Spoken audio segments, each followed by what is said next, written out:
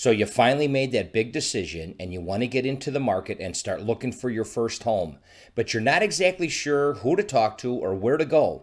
Well, stay tuned because I'm going to give you 5 really good, important tips to help you get started with that home search.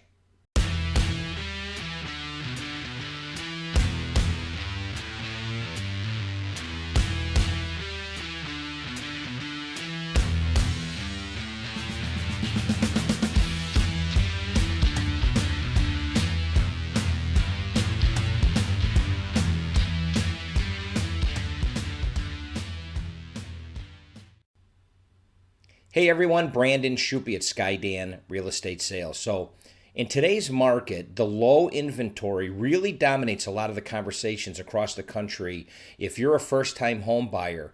And if you're not prepared, it could really be frustrating. So what I'm going to do is I'm going to go over 5 good, important tips that I truly think can help you to take that next step in your lives and purchase your dream home without you losing your mind. So here we go.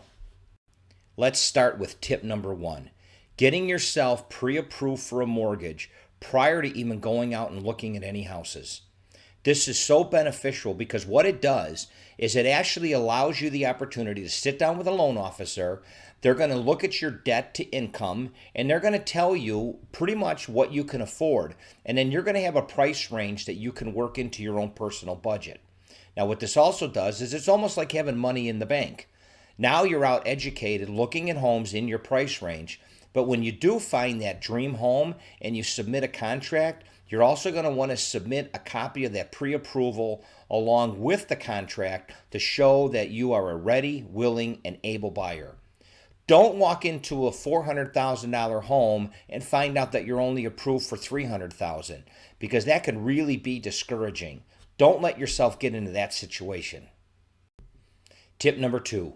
Know the difference between your must-haves and your would-like-to-haves. This is really important because when you're working with a real estate broker, and they're going to most likely ask you what type of criteria you're looking for when you're looking at a house. And if you tell the real estate broker, I want to have a finished basement, I have to have a 2-car garage, and I have to have a brick pave or patio in the backyard, well, the real estate broker is going to put that criteria into the MLS to search for homes for you. Now, the problem is that you may end up missing out on some really nice houses that may not have a brick paver patio, but it's got a deck in the backyard. So you really have to know what you really, truly, honestly want and some of the things that you might want to sacrifice, which are your kind of must-haves. So keep that in mind when you're searching for houses. Number 3, take some time and do some research on the neighborhoods and areas where you might want to live. With the internet today, there's so much information and that's accessible to you. So before you actually go out and start looking, take a look at some of the neighborhoods and some of the areas because there's a lot of amenities that you might find really important, such as schools. How long is it going to take for you to commute to your job? If you're close to shopping centers and malls and things like that. And then take a weekend and drive around those specific areas because I promise you that's really going to help you narrow down your home search. I always tell people, when you're looking for homes and you're not exactly sure, it actually starts to become a process of elimination to where everything kind of trickles down to a certain type of house and a certain type of area, certain neighborhood that you want to live in towns. So by looking at this and doing the research on the schools and transportation and how to get to work every day, this is really going to be a crucial point. Tip number 4. Find a style of home that you like and stick with it.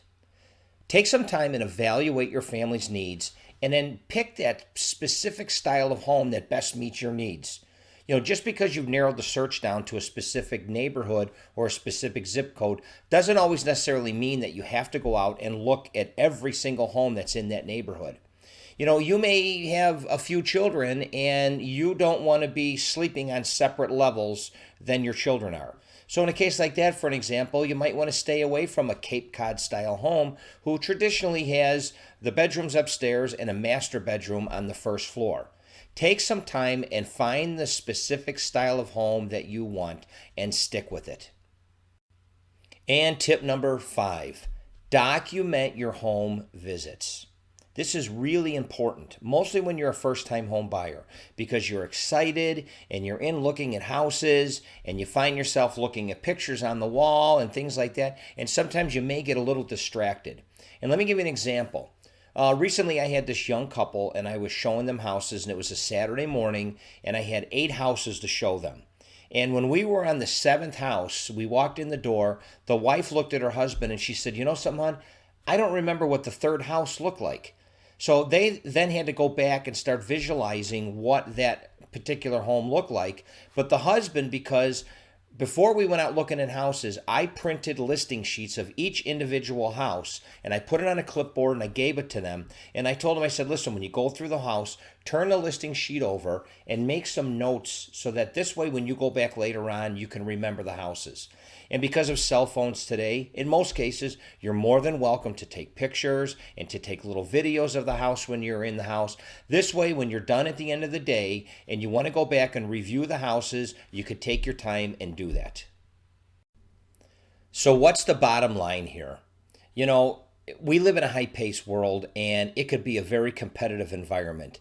So anytime you can get yourself a little bit more knowledge, it's going to help get you to that point to where it might give yourself a little bit of advantage when it comes time to finding that home.